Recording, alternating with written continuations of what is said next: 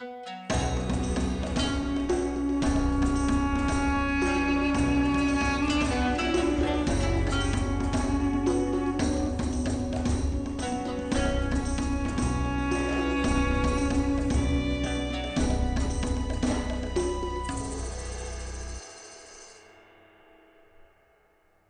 for a quick ad break.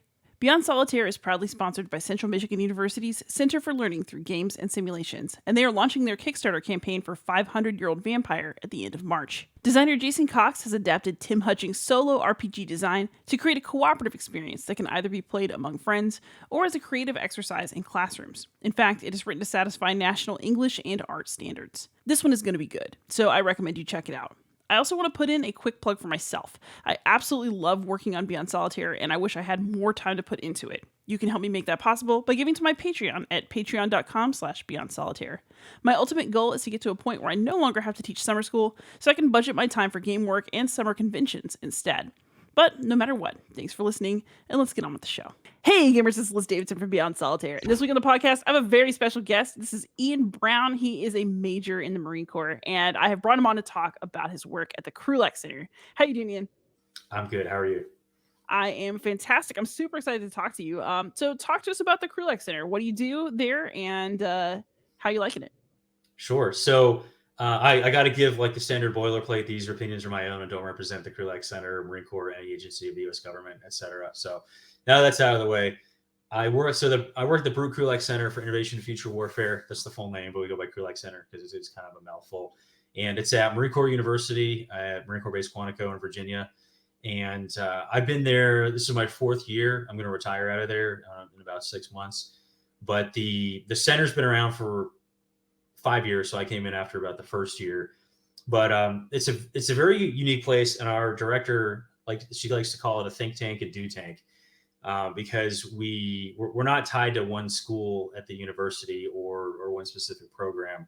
We're a support entity to all the different schools there. And I guess for those not familiar with like the Marine Corps professional military education construct, there's Marine Corps University Education Command is sort of the umbrella parent organization.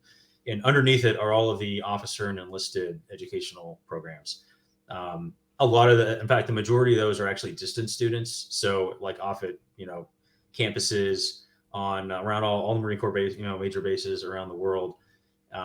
We do a lot of our work with the resident students, but we've tried to offer non-resident stuff, as best we can with a relatively small amount of people and resources to give those non-resident students, again, some unique educational opportunities. But what we were stood up to do was find ways to inject more critical thinking, creative problem solving, innovative, unconventional ideas, resources, and programs into the various schools across the university. And that's what we've been doing, the whole time I've been there. The first year was I wasn't there, but it was very much what my predecessor called like building the airplane while flying it, because they had put in carpet and desks and stuff while creating programs out of nothing for the schools. But wargaming is one aspect of what we've done. And when I got to the Krulak Center, there was a lot of stuff was happening in the Marine Corps at the same time, which fed directly into like bumping up our wargaming efforts significantly. So I came in the summer of 2019. We had a new commandant, General David Berger, who took over right about the time I was moving across the country to go there. And I got there a couple weeks later. He published this document called the Commandant's Planning Guidance, which is like new commandant comes in, that document lays out the big things he sort of wants the Marine Corps to focus on and things he considers important during his time as commandant. And every part of the Marine Corps is like picking it apart to see which part of it is he talking about, what applies to me.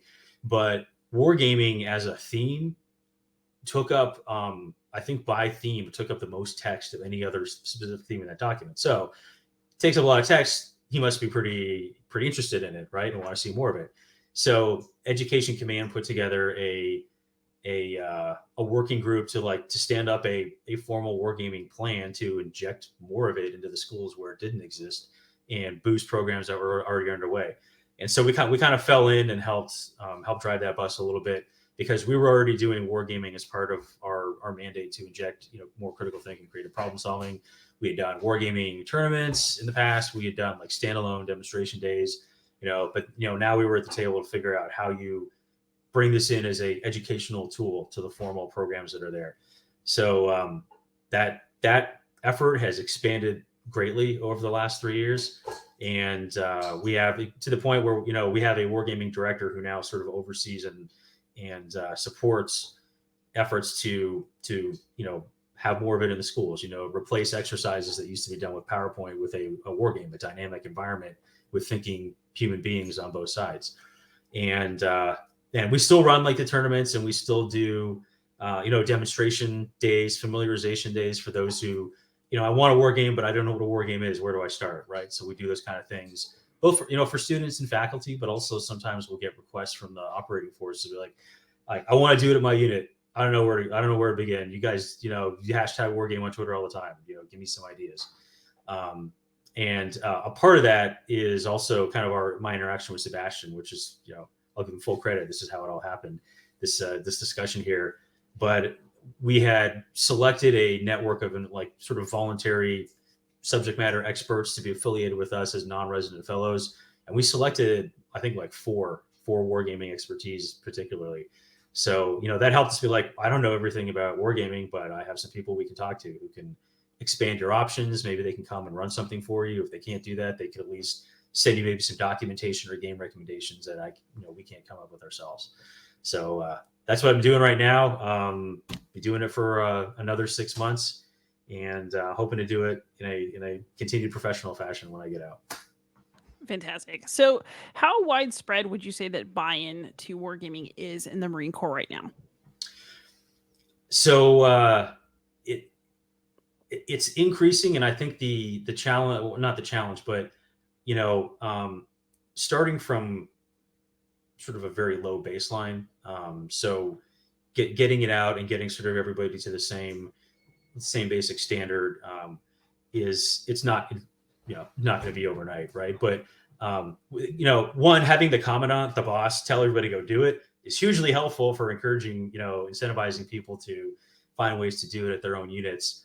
But also, before General Byrd took over, but his predecessor, I think it was, had laid out a plan and project to develop a Marine Corps wargaming center that was going to be a service level building with like lots of different rooms. You could bring in tons of players, right? The war games would be run at multiple different levels of classification, so you can get really high levels of detail. That is a huge investment what they're building right now in Quantico.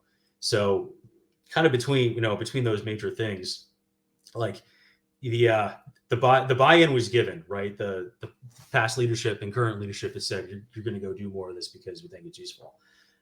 So really the project now sort of like buy-in and support is up here, along with some resourcing, right? Like the Wargaming Center is a significant resource. Krulak Center, Marine Corps University. Shortly after the planning guidance came out, we got a bunch of resources to go do more wargaming for education. So now we're kind of like trying to like bring those two, I guess, a little bit, for those who can't see my hands, like, there's a little bit of a gap, but like we're trying to bring the gap, the aspiration and the proliferation closer together so that gap is smaller. And we're our main focus is professional military education. But the nice thing is, again, that's all around the Marine Corps. Every base has a satellite thing. So I think we sort of tried to start establishing a foundation at the resident schools at Marine Corps University in Quantico, and then use that as your platform to, you start pushing it out to the other PME campuses around there. And, part of it, part of my job too is outreach and increasing awareness. And so for those, if you're not a PME school, but if you're an individual unit, or you're if you're like a staff planner for a higher headquarters, you can, you find me on Twitter, you find me on our email distribution list, and we can come out on sort of like case by case basis, provide some resources, maybe run something. And, now we planted that seed out there, right? Now, about us, you've seen a little bit of it. You go forward and carry that out for where you are, because we can't be at Camp Lejeune and Camp Pendleton and Okinawa, 24/7. We just can't. But we're a 24/7 resource, and we're happy to push that stuff out to where those folks are, and they build it out where they're planted. So what kind of games are you pushing out? Are you, when you're talking about enriching the classroom experience and the decision-making experience, are you doing that with hobby games? Are you doing that with games that have been specifically designed for Marine Corps classes? Or are you pulling in simulations from, other professional wargame environments? All of the above. So when I first got here, we had a kind of like a small, really random selection of some computer games that we'd acquired, and a bunch of tabletop games. And I've got like we were like we've had people give us their old game collections, right? My wife wants me to clean out the basement. Here are my games. I hope they go somewhere good. Um, so for about the first year I was there, it was kind of a grab bag of stuff. With the wargaming funding and Commandant's direction, that became much more formalized. And so, one, that's how we have a wargaming director to provide some oversight. But two, one of the big resourcing things was building a wargaming cloud, a digital cloud environment, which is being built under, let me get this right, the Microsoft Azure cloud environment, which I not my area of expertise. The point is, it's building a digital platform that's accessible from anywhere, and it's machine agnostic. So it was when it went operational in the last fall, and right now we're in sort of like the beta testing, stress testing of the current architecture. But it's been a very interesting relationship between our wargaming director, Microsoft, and then Matrix Games, Slytherin, commercial game designers. They have a whole series of games that were commercial games. You go buy off of Steam for $60, right? Like Command, Modern Operations, Flashpoint Campaigns, War Plan, World War II, Order of Battle. Those have been pulled into the cloud and sort of tailorized and customized for the cloud environment, so that Marines from anywhere can access it. So how is that being used right now? Flashpoint Campaigns and Command Professional Edition are sort of the two, I'd say, the most proliferated for formal PME programs, because the level of detail they have, it fits in well with several different levels of the ranges of areas of responsibility for the different officer PME programs. But also they're super customizable, and as part of the collaboration with Matrix and Slytherin, they've built out like unique Marine Corps specific tables of organization and equipment capabilities, scenarios, things like that. So taken the commercial variant and built it, kind of expanded it to our needs, and you put it in the cloud environment. One of the, like kind of like I said, I can't be everywhere 24/7 to run a game for you. Well, the cloud helps solve that, because you just need a login access and a computer with a network connection, right? And you can get into the cloud from anywhere. And that really helps kind of democratize the access to these resources, so that you don't just have to come through Quantico, at random times in your career window, see it at a resident school. Maybe you take it with you, maybe you don't. Now you can log into it from anywhere. You have global access, and that's going to be a huge enabler for getting more people to do more wargaming around the fleet, because now you don't have to go somewhere special. But also because this year with the cloud is sort of the first year of plugging it more deeply into the formal programs at resident school. Go through a year of that. Now we have some lessons learned. Now we can apply those to the distance programs too. So again, rising tide lifts all boats. The work going on this year is going to eventually get out to the rest of the Fleet Marine Force and the non-resident educational students, who are actually the vast majority of PME students. Most students go to non-resident PME. So now we're able to push some of those unique things that used to only happen in resident out to the rest of the fleet. Now, there's a number of other games coming online, again, depending on the school. So Sebastian Bay's game, actually, our wargaming director has acquired is going to acquire a large batch for the enlisted schools, right? Because it's sort of a tactical level game, but it's very much it's a good introductory war game, one, but also you can play it in a relatively shorter time, which is important because the enlisted schools have like much shorter curricula than the officer schools do. Like their curricula is measured in weeks, whereas officer curricula are measured in months. So they don't have a huge amount of time to go find do this. So we need to offer them options so they can execute rapidly. And we've done that. I've run a number of iterations of the prototype of Sebastian's game for the enlisted schools at Quantico to help support their program over there. And then we also do, I've run, demo days, right? Like wargaming open houses, where I'll set up like 6 or 7 games, computer, tabletop, to familiarize, faculty and staff and whatever students, whoever are interested. If you don't know anything, like Commandant say, go do more wargaming, but you've never seen one before. Well, these are some of the ways you can do it, right? Also, like wargaming, and I'm doing air quotes here, doesn't always mean gaming combat. In fact, when sort of one of the genres I've tried to get myself smarter on to offer more options is games to look at other things besides combat. So I was at Fort Leavenworth a couple months back for their Intro to Wargaming course, and the final sort of capstone thing was you had to like learn a brand new game and teach it to your fellow students. So I picked this game called Aftershock, which is about like earthquake recovery, which unfortunately is kind of a timely topic right now, right? But earthquake recovery, and you play the roles of a bunch of different. You can play the home nation government, you can play like a U.S. military task force, you can play a UN group, you can play like in this non-governmental organization group, and you have like nobody has all the resources. You have a limited pool of resources, and you have all these crises breaking out, and you have to like sort of prioritize what can we go after. Who is everybody's strengths and weaknesses, right? Like home nation, they know the land, they know the people, they know the infrastructure, like they probably have like really good distribution networks because it's their home, right? But resources, they just got smacked, right? The resources are wiped out. Conversely, like US military, man, we were good at like building ports, opening airports and things like that, to open up those avenues to start bringing supplies in. And then UN and non-governmental organizations, you start bringing the stuff, right? You bring the stuff. U.S. like task force opens the ports and airfields, and home nation uses its local networks to distribute. But you all have to work together, and you all have to like look at what crises you think you can handle with your limited resources. Sort of like on day 1 to 7, there's very little there. You have to make some very hard choices about.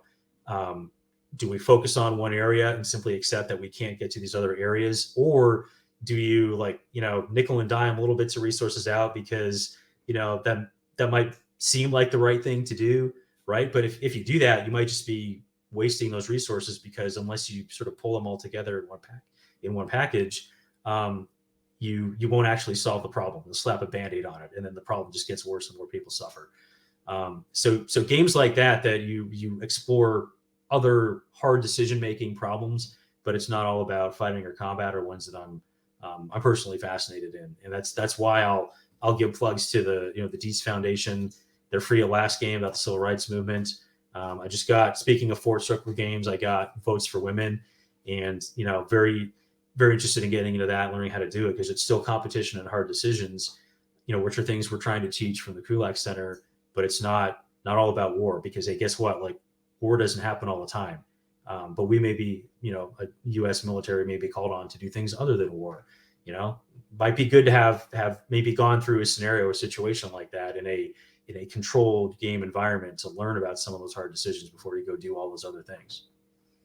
So this actually leads directly into the next question I wanted to ask, which was, what are you exactly using these games to teach? Are you using them to teach very specific, things about history or about logistics, or is this really more of a general mindset thing that you're trying to use these games to communicate?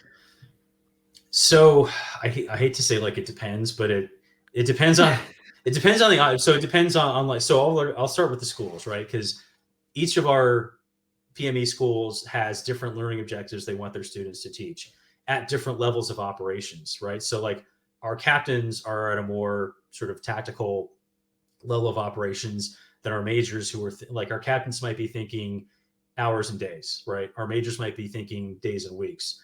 Our lieutenant colonels at the War College are thinking like weeks or months, right? Like the grand strategic picture.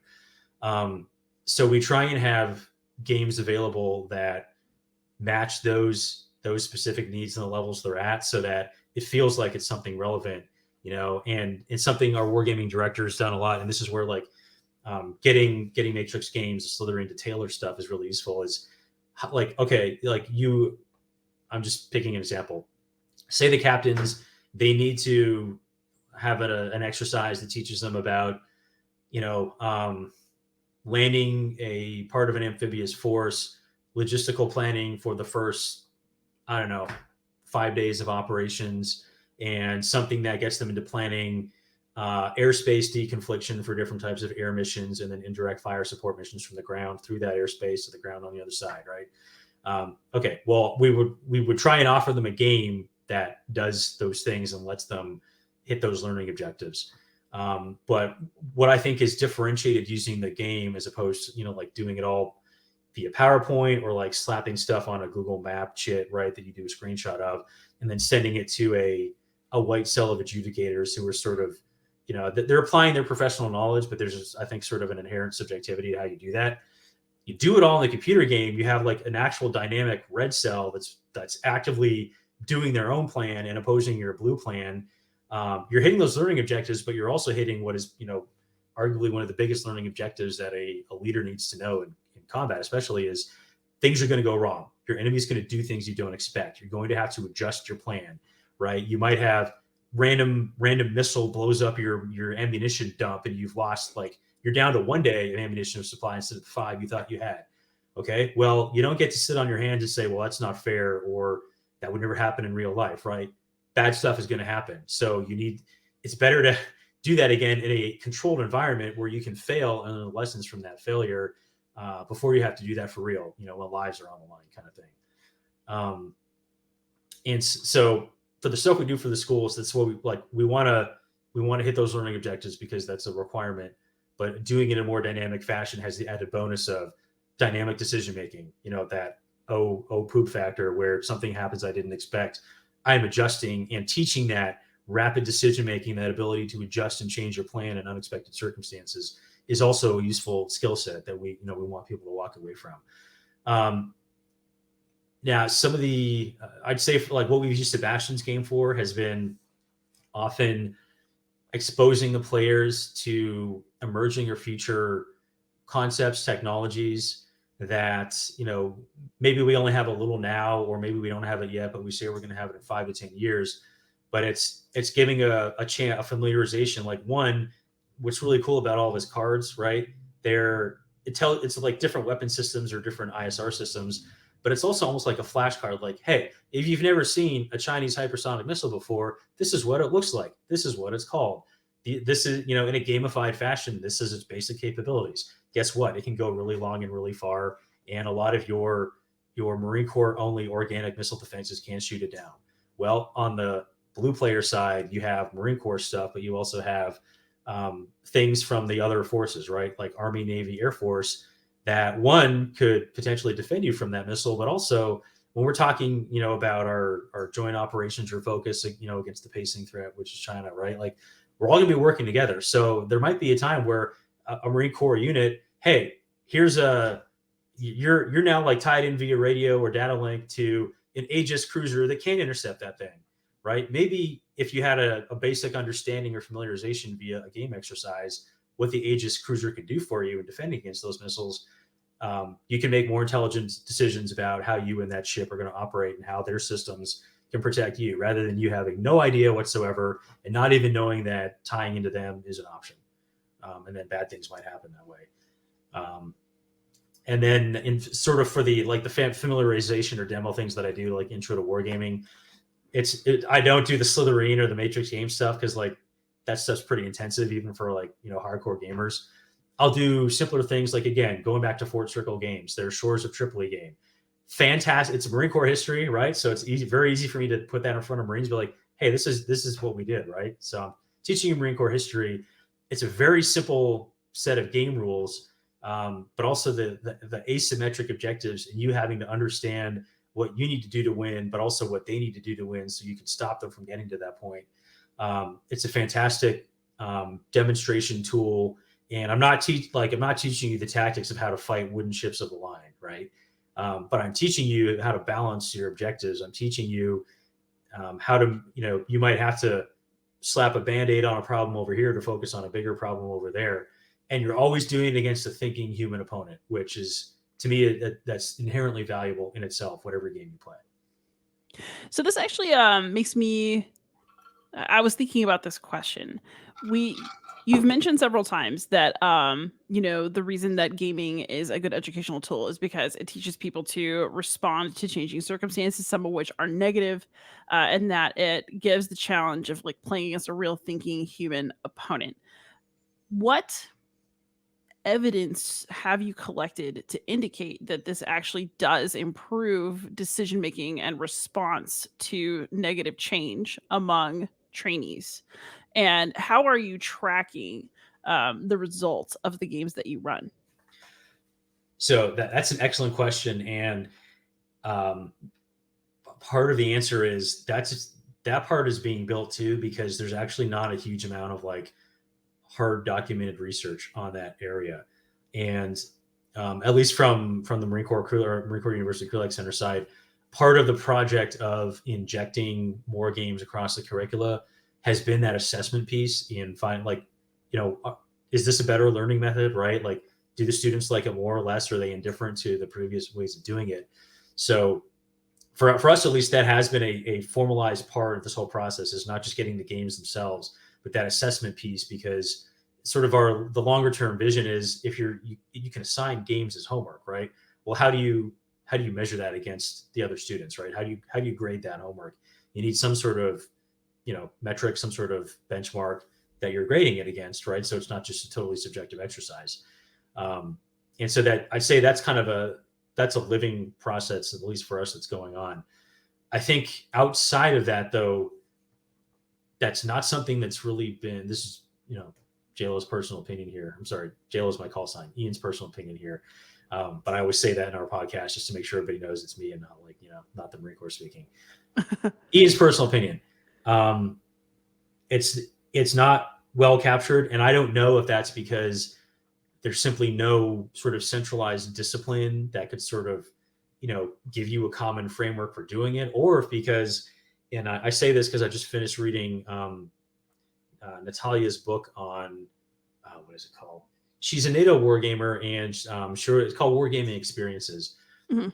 And she made the point that like there's no discipline because sort of your harder scientists don't look at it as a formal discipline, and so they don't collect the research. Well, then there's no research to go back and look and say whether or not it's actually a useful thing, and it's this this circular argument that's very, very hard to prove. So I'd say it's something that like the wargaming community as a whole is conscious of. On Marine Corps University side, the assessment piece is being built into that for what we're doing, but I've also seen, again, folks like Sebastian, they'll try and offer like a post-game survey of, when he runs his games. What did you learn? What did you like? What was terrible? Would you recommend it? Would you do a different audience kind of thing? I think there's work moving in a more formalized scientific direction to lay out a philosophy and an intellectual framework. And I'll throw in there. There's a gentleman over at Swedish Defense University in Stockholm. We went over there last year to do as part of like we were invited to go to a leadership conference, but they also do some wargaming in their own courses. And they have one PhD student through there who is trying to build like a completely like philosophical, conceptual framework for why wargaming works, right? And I think once his research is done, that's going to be a fantastic tool, to start getting into that hard science of, because you can tell like I'm passionate about it. I'm sure a lot of the guests in your program, they're passionate about it. And it seemed like it's self-evident, right? Like, of course, wargaming is great. Like everybody loves gaming. Students always say like that was fantastic when they walk out the door. How do you prove that, right? How is it repeatable? How is it quantifiable in a way that others can look at and use for their own efforts? So I think that still needs to be built.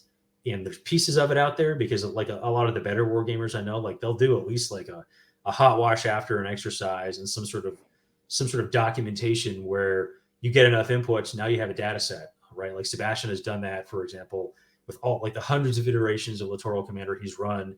He's got a data set broken down by like demographic of, are you U.S. military? What branch? Are you not? Are you some other part of national security? Or you're just like an academic who likes games?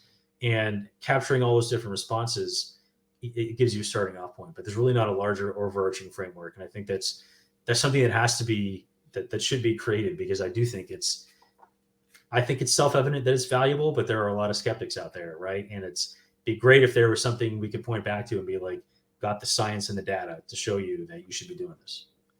Yeah, and I like you am a true believer, and there's but all I have is anecdata, right? Yeah. But one thing I do notice, and I would like to see studied actually, is I both just from talking to people on this podcast and from playing games in my classroom myself, I actually find that I know something's going to be really good if my honor students are skeptical about it because they are so used to school being a certain way and they know how to game that system. So when they sense a rules change, they become anxious and they have a really specific range of responses to that. And so, I mean, I hear what you're saying, right? About wanting people to respond to like an uh-oh moment, to a little bit of pushback, to a little bit of uncertainty. And I wonder if that can be measured because I actually think that the most important thing you can teach a smart person is that being smart isn't enough to solve all their problems. And a game can teach you that way better than a PowerPoint. Yeah, no, I agree. And I think, as we started to try and capture some of this feedback, like I have my own survey that we offer to everybody who comes through, whether it's like a 1-day demo or, a larger, multi-week class exercise. But I'm generalizing a little bit, but a lot of the feedback is, this drove the lesson home a lot more than like what I read or, what we discussed in class, because you get immediate dynamic feedback into things you don't expect. And, we've had our share of skeptical students come through. Like there's always one or two who, they'll make some comment about playing Dungeons and Dragons or, why are we rolling dice? Like it's all random luck and chance. And, I bite my tongue and I don't say, well, did you know Dungeons and Dragons was first advertised as a war game? So if you play it, you're actually wargaming. But, I like the chance to, if I can get them in there and get them to participate, I feel like if I'm doing my job properly and I've constructed an appropriate game environment that speaks to things I think is relevant, I can convert some of those skeptics. And that's the best thing. Like I think it's those converts like who are skeptical will come in and then they don't just see the value, they experience it. And then they walk away with that feeling inside them of, man, I really learned something. This was a valuable use of my time. I want them to be that seed and go out and plant it like wherever they're going back to. So we can sort of shrink that gap between the aspiration and the activity that's actually going on. Absolutely. So you are doing really awesome professional work at the Krulak Center, but it is very clear that your interest in gaming very much transcends your workspace. So what are you hoping to do after you retire? And then what's going on with gaming in your just personal life and your spare time? Yeah. So I'm sure my wife would like to know what my retirement plan is going to be.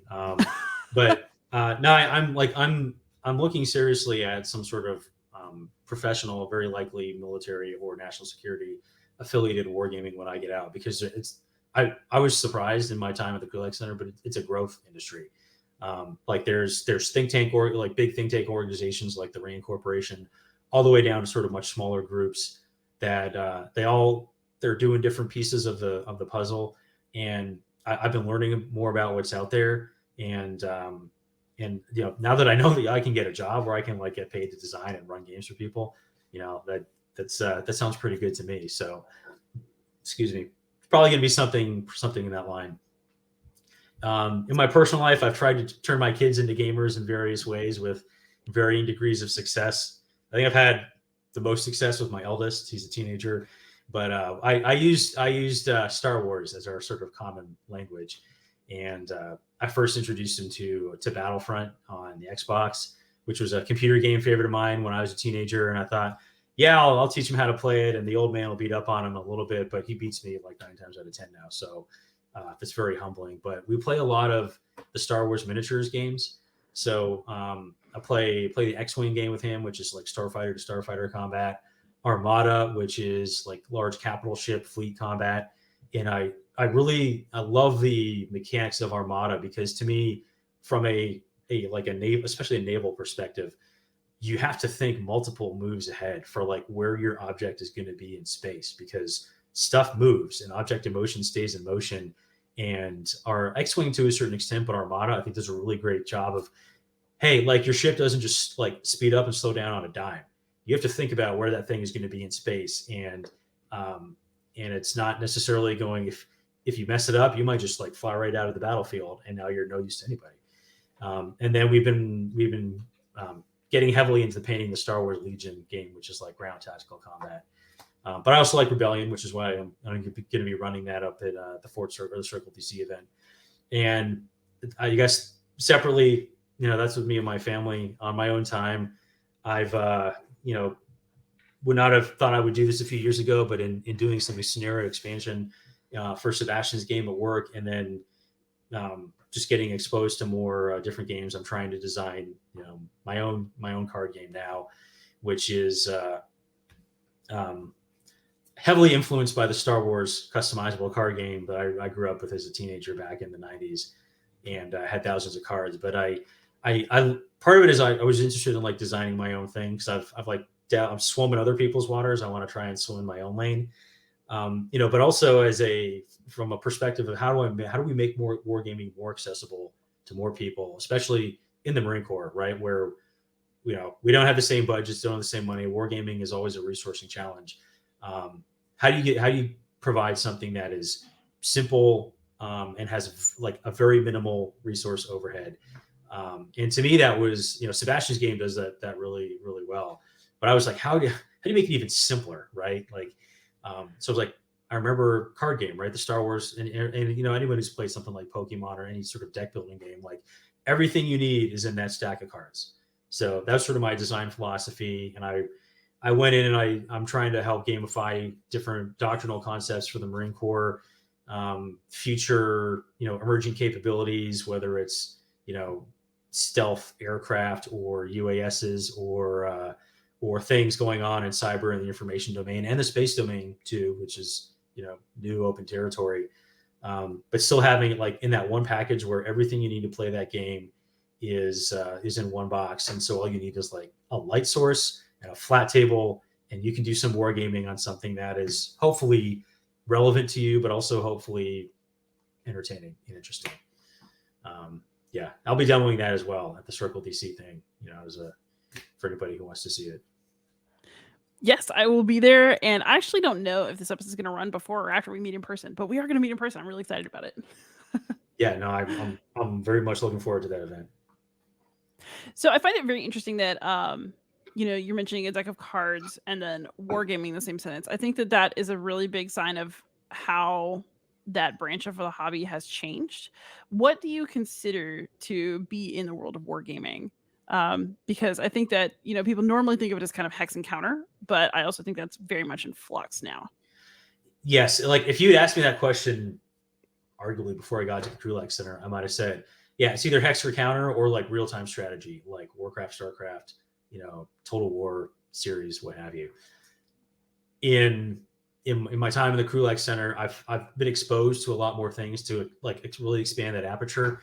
So, I never seen like I don't know what you call it, like a line and node type game, but one of those things that, again, Sebastian, introduced to all of us is the game Friedrich, which actually I was playing today at the office in preparation for a demo event for the basic school next week. But it's an area movement. It's a line and node movement thing. It's not hexes, but it's still a war game because there's still combat, right? There's still wins and losses on the battlefield.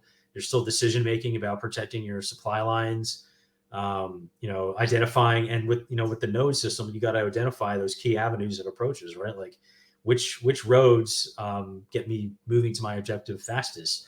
What intersections do I have to defend? But then expanding the aperture even further to things like the shores of Tripoli. That's not hex and counter. That's not even like node in line. That's a zone type thing. That's still, to me, that's still a war game as well. And then I was very heavily influenced by the Star Wars customizable card game. I loved it because it was Star Wars, and I was a giant Star Wars. I still am a giant Star Wars nerd.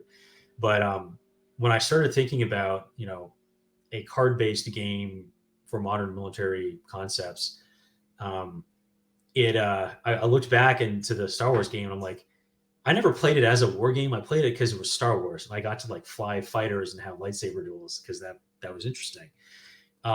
but it had a lot of like the basic problems that a war game that we're trying to use for training or educational value has, right? Like you have limited resources.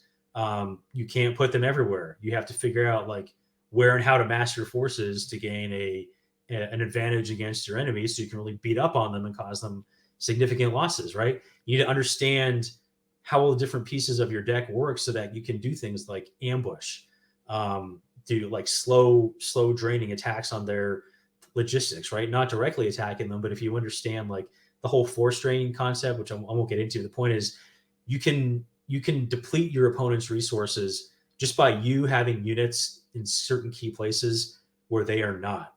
And that persistent drain is a huge strategy of that game of reducing your opponent's card count, which then limits their ability, the freedom of action to do the things they want to do. And so like looking back on it, like it really is a war game, and it has a lot of the problems that we're trying to present our own military education students with. Just it was in Star Wars and a bunch of cards, and I didn't really see it until I came to the center and started getting into that more like a different framework of it's not fun. Like there was real learning and insight that you can get from this. Although I'll mention our the son of our namesake, so Brute Krulak, his son Charles Krulak, commandant of the Marine Corps back in the late '90s. Like he tried to get wargaming into the Marine Corps to the point of like having someone code a Marine Corps Doom skin so you could go play Doom as like, you know, with Marine units and weapons.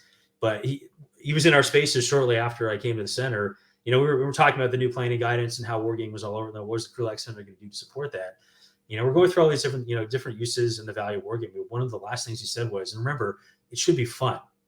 And that struck me as an odd comment at the time from a former, commandant, like highly senior military professional, as well as a guy's a lot older than I am, right? Like, I don't know, but he looks at it as fun, but our perspective on fun might be a little bit different. But he said it was fun.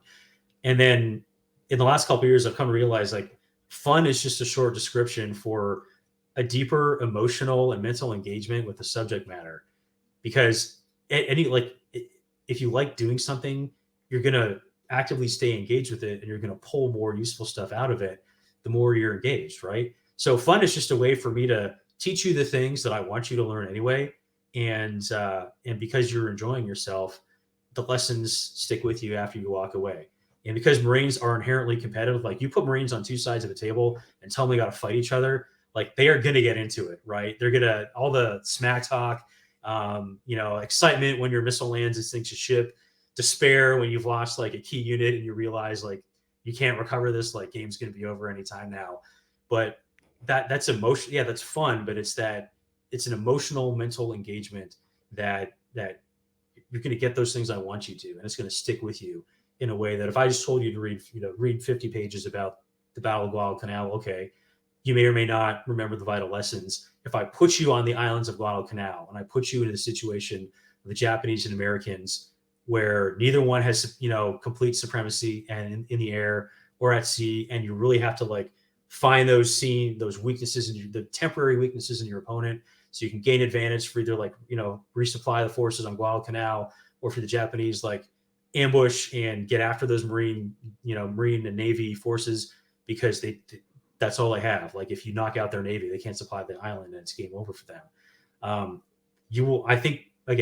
I think it's self-evident, but I think you will walk away having a better understanding of the challenges of that scenario if you're more deeply engaged in it, because you're touching it, you're interacting with it the whole time. Yeah, and I actually think this touches on a point that I really like to hammer home, so we're going to do it.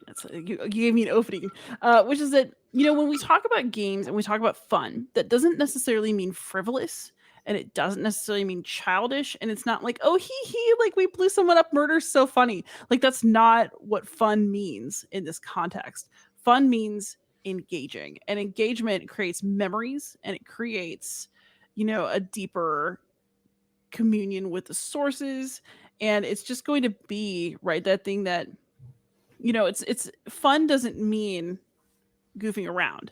Fun means I'm really, really interested in what's going on, and I think that's what it sounds like y'all are going for as well.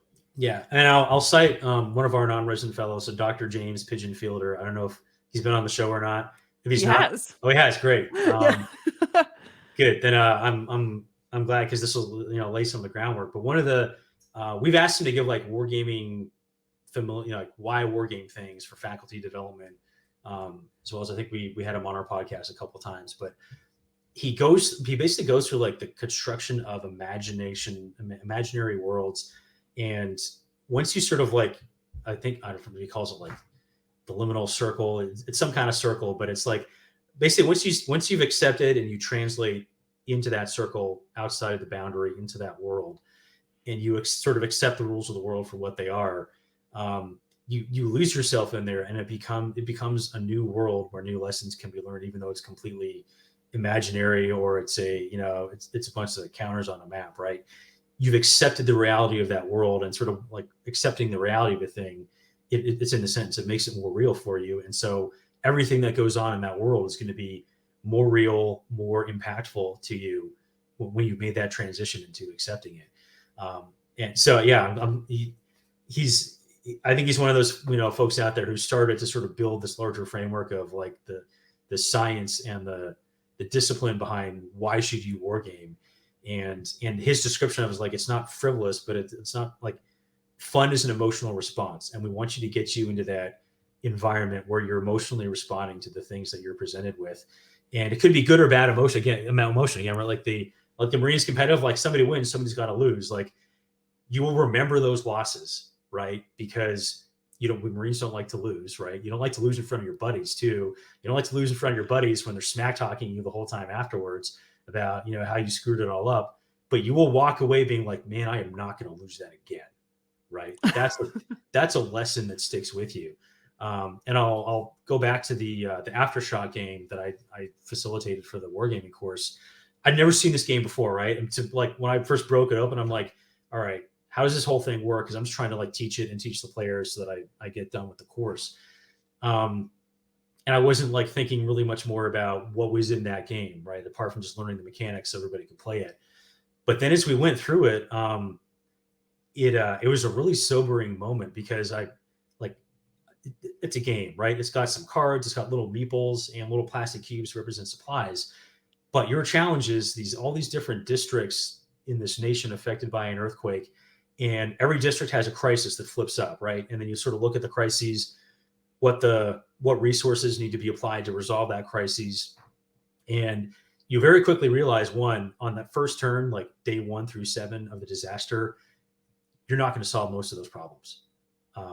And that's a humbling realization for like, I'm with a bunch of military students, right? Like we're problem solvers. We want to solve everything, right? Like we want to get it done. And so you turn 1, you realize you can't. You got to decide where you can have that impact. And then another piece was all of these crises have the number of people affected. And in that first week, you're talking like high hundreds or thousands of people. And then when each of those crises, when you fail to solve it and it goes away and you get to the next one, you realize like that wasn't a card. That was like 4,000 people who were stricken by, an outbreak of cholera because we didn't solve the infrastructure problem. And that crisis is resolved now because they're dead and we failed. And that really put it made the game less, fun. And I'm using air quotes here again, but to me, at least, it made it a lot more impactful in realizing like you want to encounter these problems when there are not lives on the line, so you can make better decisions when there are, but also realizing that your job, our job as military professionals, life is always part of the equation. And so when you started doing like the tally at the end of the crises we didn't solve and what that cost, that was really sobering for everybody around the table in the lives we had failed to save and the crises we had failed to resolve. And again, this is a Friday morning, like at Leavenworth, we're all safe.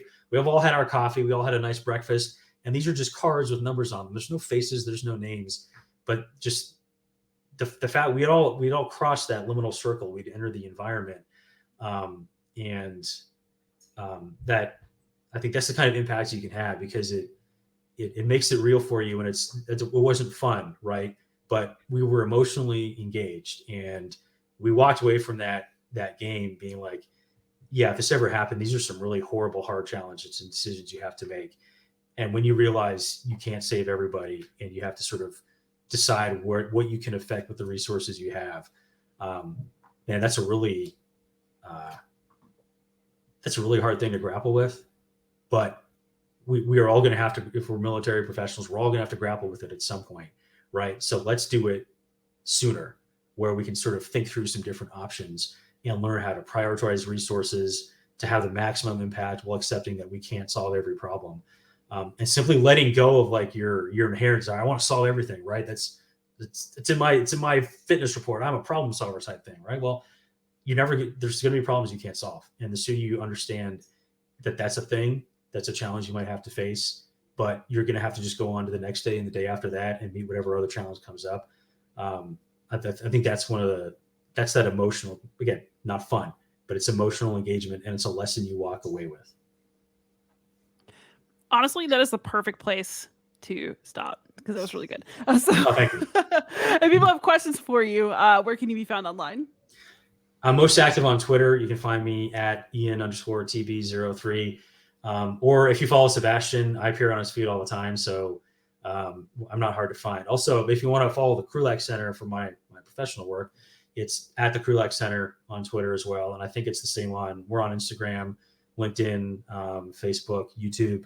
So look for the Krulak Center. We're not hard to find. Me, myself, mostly on Twitter. Fantastic. Thank you so much, Ian, for your time. This is a great conversation. I really liked learning about the Krulak Center, and I hope that I just wish you all the best there for the next few months and then at your next landing place. Yeah, well, thank you. And I look forward to finally meeting you and seeing you and everybody else up at the Circle DC event. Yeah, let's get your game played. All right, so for those of you who are out there, hopefully you know by now, I can be found anywhere online as Beyond Solitaire. Thank you so much for watching. Please like, subscribe, comment, ask questions, and most of all, happy gaming.